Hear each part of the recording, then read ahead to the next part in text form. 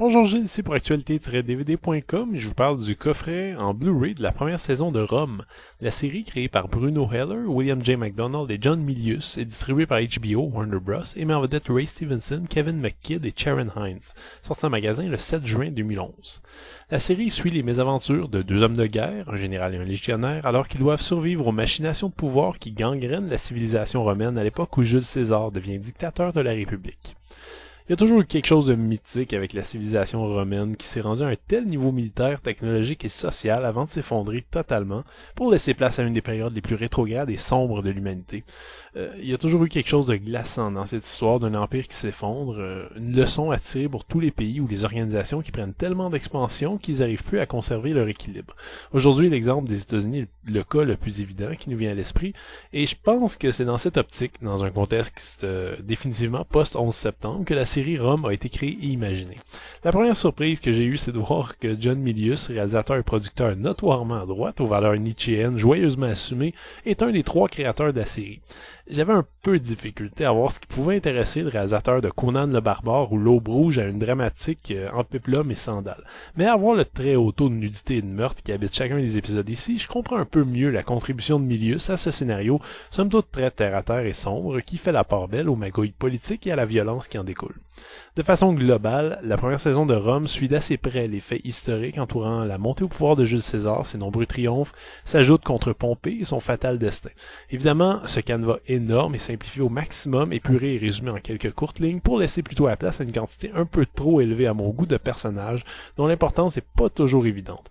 Heureusement, dans ce fouillis de protagonistes aux relations pas toujours claires, l'âme de la série réside en Lucius Vorenus et Titus Pullo, deux êtres aux valeurs totalement différentes, Vorenus étant un militaire citoyen haut gradé et respectable, Pullo représentant un personnage typiquement Milius, un gros bras légèrement sensible qui agit par le glaive avant de réfléchir aux conséquences.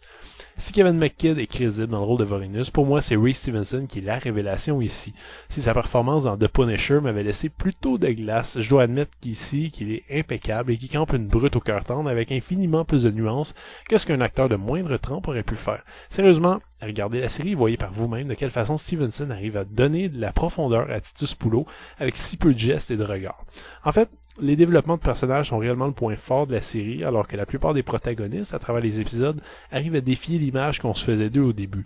Ce très gros avantage arrive à vaincre au final beaucoup de défauts qu'on retrouve tout de même ici. Je pense à un rythme très long, malgré les raccourcis énormes pris avec l'histoire, à une ambiance très renfermée et très téléroman que certains épisodes n'arrivent pas à masquer, ainsi qu'à des dialogues et des performances qui frisent parfois l'anachronisme. Reste que Rome est une série de qualité, s'appuyant sur un budget très conséquent et qui a donc assez de marge pour insuffler de la vie à un contexte ancien. À ce niveau, un passage de la saison en Égypte arrive même à nous faire croire qu'on regarde un vrai film d'aventure. C'est là que Rome m'a le plus plu en fait, lorsque le scénario laisse un peu de côté les dialogues pompeux pour se concentrer sur les aventures parfois picaresques de Lucius Vorenus et Titus Pullo avec beaucoup d'humour. C'est également le problème de cette saison selon moi qui peine à trouver un équilibre entre aventure et politique, entre drame et légèreté. En fait, il y a tellement de stock qui s'entasse dans ces 12 petits épisodes qu'à mon avis, un bon ménage n'aurait pas fait de mal à couper certains personnages secondaires ou à trouver un focus un peu plus précis entre l'alternance des jeux politiques de César avec les exploits plus terre-à-terre de Vorenus et Pullo. Les Blu-ray sont présentés en 1:78 anamorphique dans une jolie image qui fera pas nécessairement office de référence mais qui supplante tout de même les DVD. Les pistes audio sont disponibles en anglais et en allemand DTS et JD 5.1 ainsi qu'en espagnol, latin ou castillan, en français ou en polonais 2.0. Les sous-titres sont disponibles quant à eux en anglais, en espagnol, latin ou castillan, en français, en allemand, en polonais, en néerlandais, en danois, en finlandais, en norvégien, en suédois, en grec, en hébreu, en roumain, en portugais ou en turc. Ouf! Côté bonus, on a droit à 2 bonus exclusifs, Blu-ray en premier lieu, qui sont en fait 2 genres de pop-up tracks qui représentent des faits pendant que vous regardez les épisodes.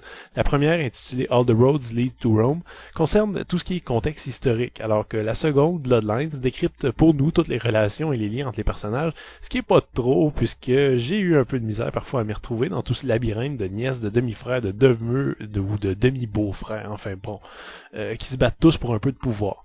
Les autres bonus sont représentés par une série de 8 pistes de commentaires avec différents membres de l'équipe, un reportage quelque peu promotionnel sur les personnages de la série, une featurette plus intéressante sur le tournage de la série et un petit documentaire sur la culture et le contexte de la civilisation romaine. Les 2 derniers bonus sont pour moi les plus stimulants. Ce sont 2 reportages d'une 20aine de minutes qui détaillent 2 scènes plus complexes et importantes de la série. Rome débarque en Blu-ray et avec tout le souci qui a été accordé aux images, aux décors et aux costumes, nul doute que ça fait partie des séries télévisées récentes qui bénéficieront le plus de la haute définition. Je considère pas personnellement la première saison comme un chef-d'œuvre de télévision. Si l'histoire avait été tournée pour un long métrage, je pense que les scénaristes auraient pu couper dans le gras et se concentrer sur la réelle histoire de César ou le reléguer au second plan pour laisser la place aux deux héros militaires. D'un autre côté, si la série avait duré plus de 20 épisodes, le champ aurait été libre cette fois-ci pour développer comme il faut tous les aspects de ce scénario à plusieurs têtes. Dans l'état tel qu'elle est, la durée de la saison permet pas à Rome, je pense, de rendre justice ni aux aventures de Poulot et Vorenus, ni à celles de Jules César. Reste que Rome est un effort remarquable, qui recule pas pour montrer de la sexualité pas toujours politiquement correcte et des scènes de violence très brutales, qui contribuent à renforcer une reconstitution fascinante d'une époque tourmentée et charnière dans l'histoire humaine, portée par des personnages faillibles, bourrés de défauts comme de qualités. C'était Gilles, merci, bon visionnement.